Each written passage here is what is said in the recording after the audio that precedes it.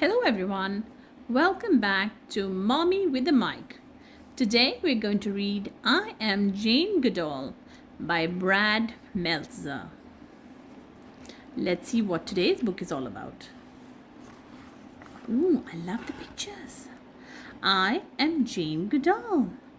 Wow, she's sitting in a jungle, a beautiful lush green jungle with so many chimpanzees. I have a good feeling about this book, don't you all? On my first birthday, my father bought me a cuddly toy chimpanzee named Jubilee. Jubilee, meet Jane. I love Jubilee. I mean it, loved. I used to carry Jubilee with me everywhere. As I got older, when I'd line up all my toys and play teacher, Jubilee was the one who had his own chair. Okay, class, now who knows what rabbits like to eat? Yes, Jubilee, correct as always. I didn't just love my toy chimpanzee, though I loved all animals, even the earthworms I found in the garden. Did you bring the earthworms inside the house? Don't worry, Mom. They're safe as can be. Uh-oh, right under my pillow. My mom told me the worms would be safer in the garden, so we took them outside and buried them back in their home. At 5 years, I was curious to learn how chickens lay eggs, so I crawled into my grandmother's hen house to watch. At first, the hens were scared of me. When I decided to crouch in the corner, because if I had moved, the hens would run away. I was patient though. Finally, after all the hours of waiting, I saw what I was looking for. The hen gave a little wiggle and plop, there was an egg. Where were you? You've been missing for so long. We sent out a search party. You'll never believe where eggs come from. It was my first research project. In addition to animals, I also love nature. I named the chestnut tree Nuki and the beech tree Beech. Beech was my favorite tree. Thank you, Beech, for letting me read up here. Oh, that was another thing I loved, reading. Have you ever climbed a tree to read a book? Back then, my family didn't have a lot of money. To get books, we went to the library. When I was 7 years old, I got a book that would change my life. It was called The Story of Dr. Dolittle. I read it once, then read it again, then read it a third time before it had to go back to the library. It was about a man who could talk to animals. Have you ever read a book so many times and loved it and wished it was yours? In the book, there's a parrot who says that if you want to learn how animals talk, you need the power of observation. Observation means to look at everything very carefully. But what I remember most is the part where Dr. Dolittle and his animal friends are being chased and they come to a cliff. How are we ever going to get across? Right there, the monkeys joined hands and feet. They became the bridge. Isn't that beautiful? Also very clever monkeys. We can accomplish anything by working together. It's a bridge! Quick, make a bridge! That's what the monkeys thought. After reading that book, I vowed that I would go to Africa and live among the animals. By the time I was 12, I had my own nature group, the Alligator Club. My friends and I raised money to help old horses. We took nature walks and wrote down what we saw. Or at least I did. And if you wanted to have a high rank in the club, you have to be able to recognize 10 dogs, 10 birds, 10 trees, and 5 butterflies or moths. How about I go first? Something tells me she's going to name them all perfectly. Each of us had even had our own animal name. Jane was a red admiral named after a beautiful butterfly. Was I the best student? Not really. On school days, it was hard for me to wake up. I didn't like being indoors. But if we were outside or there were animals around, that's when I get excited. Guess how many pets I had? There was a lizard with no legs named Ivor, guinea pigs named Gandhi and Jimmy, racing snails with numbers painted on them, Pickles the cat, Hamlet the hamster, and Peter the canary. And that didn't include the dogs I looked after, like my favorite Rusty, who liked wearing pajamas. I mean, he likes pajamas. Woof! I wanted a job where I could learn more about animals. But back then, if you were a girl, people didn't think you could become a scientist. They expected girls to become nurses, secretaries, or teachers. I wanted to go to Africa. I wanted to study animals. Luckily, my mom always told me, if you really want something, work hard for it. If you don't give up, you'll find a way. Doesn't your mommy also tell you the same thing? And a hug, it's the safest place in the whole world. Whenever in doubt, always go to your mommy and she will have a solution for you. I never forgot that. Soon I had my chance. One of my school friends invited me to visit her family in Kenya. That's right, in Africa. To pay for the trip, I worked as a waitress and hid my money under the carpet. One day, I closed the curtains, counted it all, and I've got enough. I'm going to Africa. The trip took 21 days by boat, and I was 23 years old. It all seemed like a dream until I saw a giraffe who stared directly at me. It had dark eyes, long lashes, a black tongue, and was chewing acacia thorns. What a funny little animal, I thought. I knew my dream was coming alive.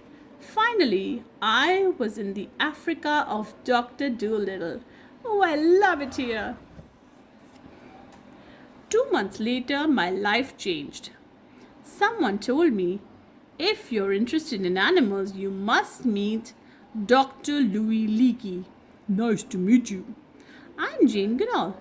I hear you like animals. You have no idea.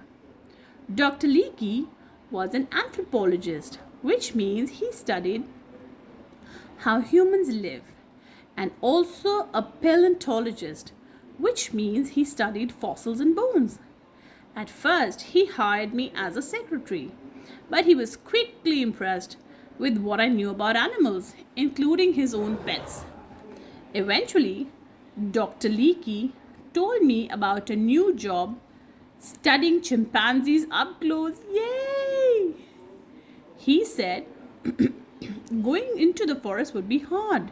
It would be dangerous.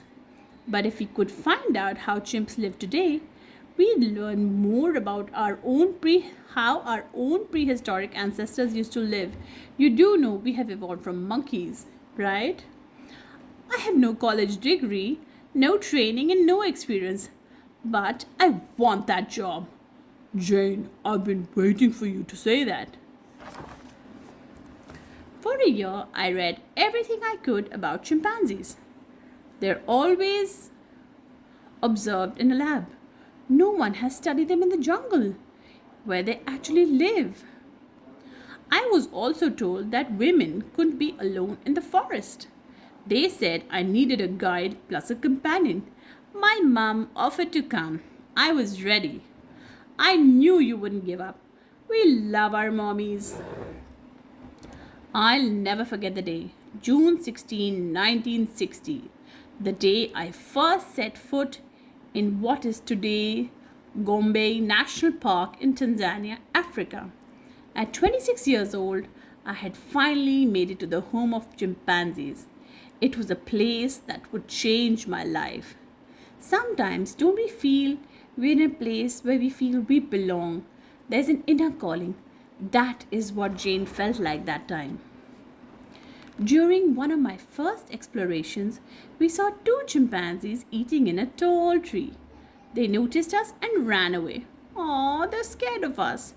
The next day, we didn't see any chimps. There were no chimps the day after either. For months, I tried to get close, but they kept running away. Then I started going alone. Just me. I'd go to a high area called the peak and look down with my binoculars. This was my secret. Be patient. Learn about how they lived. Slowly move closer and closer. Children, whenever you go to a forest or a jungle, you have to be quiet. You cannot disturb the animals. In time, I saw that the chimpanzees would hang out in groups of 6 or fewer. The female chimps would be with the children. The male chimps would be with one another. These weren't mindless animals. This was a community. Still, it took nearly a year before I could get within 100 yards of the chimpanzees. See, they take so long to trust people. One day I came back to camp and found out. One of the male chimpanzees took our food, including your bananas. Fantastic! That means they're not scared of me now. I bet he'll be back tomorrow. The next day I waited and waited. There were no chimpanzees in sight. Then, at 4 p.m., I heard a rustling noise by my tent. It was the large male chimpanzee with a thick beard, David Graybird. That's the name I gave him. Back then, people told me there was a certain way to study animals, that I shouldn't give chimpanzees names. They said animals were supposed to have numbers, not names. Why? They thought animals didn't have personalities or emotions. They thought if we give them names, we'd start pretending they were like us. Now imagine you didn't have a name and you were called A, B, C or 1, 2, 3. Wouldn't that be odd? But that's what no one realized. They were like us. That day, David Graybird took my nuts and my bananas. A month later, he took one from my hand. Yay! Even later, out in the forest, he slowly approached me to check to see if I had a banana in my pocket. Animals are so simple. It was one of my proudest moments. Having the other chimpanzees now understand that I wasn't a threat. I was their friend. Aww. And they were mine. Over time, by seeing the chimpanzees as individuals, I could truly understand them. Who wants another banana? It's okay, pal. Calm down. David was calm, though he liked getting what he wanted. Goliath was very easily excited. William was shy. Old Flo was a strong mother, always bringing her daughter and son. As I watched, I learned one of the coolest things of all. One day, I saw David Graybird stripping leaves from a twig, then sticking the twig in a termite mold. He wasn't using the twig as a tool. He had made that tool. How very clever! Before that, scientists thought only humans could make tools. There was no doubt now that these animals were intelligent. Every night, I'd write in my journal about what I observed. And every day, I saw the chimpanzees doing the same things we do. Holding hands, tickling, kissing, even patting backs to reassure each other. Isn't that sweet? The more I observed, the more I learned. Soon I had so much information. I needed a tape recorder. Then I needed an assistant to help observe all the other chimpanzee families in the forest. 6 years later, what started with a notepad and binoculars became a full research center. That's some progress. Now I was the one in charge. Isn't it wonderful? Look what we can build together. Today, Thanks to our work in Tanzania, the whole world knows that animals have their own personalities and complex relationships. In my life, people told me there was a certain way to do things, a certain way to study animals, a certain way that girls should behave. They told me to follow the rules, and instead I followed my gut. And see the rewards I got? In your life, it will be easy to see how others are different from you. But there's so much to gain if you instead see how alike we are. All of us, all living things, share so much. We have so many things in common. When we realize and look out for each other, that is the most beautiful way to live together. Today, Dr. Goodall's work has grown, reminding people everywhere that we all share this earth every day. When we protect the planet, we protect each other. Even now, along with Jane Goodall Institute, she's working to save endangered species, including her beloved chimpanzees, while also taking care of our environment.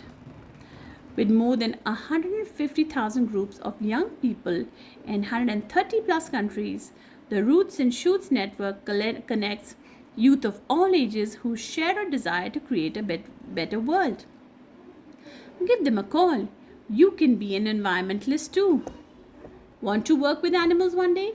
Watch what your favorite animals and see what they do. Make notes. Read books about them. They're so much like us. I am Jane Goodall, and I see so much that we have in common. Watch, observe, be patient. I'll teach you this. We don't own this earth, we share it. Listen to the feelings in your heart. We are responsible for the animals around us. We must take care of them. When one of us is in trouble, be it human, creature, or nature itself, we must reach out and help. When we do, we build a bridge that will carry us all. Here's Jane Goodall with a chimpanzee. That's her as a baby with Jubilee. There's David Greybird, Dr. Leakey, members of Roots and Shoots. Isn't that amazing what one person can do? So children, remember to be good, to be kind to each other, to be kind to animals, and to take care of Mother Earth because there is no other planet B. Take care, and I'll see you soon. Bye bye from Mommy with a microphone. Toodles!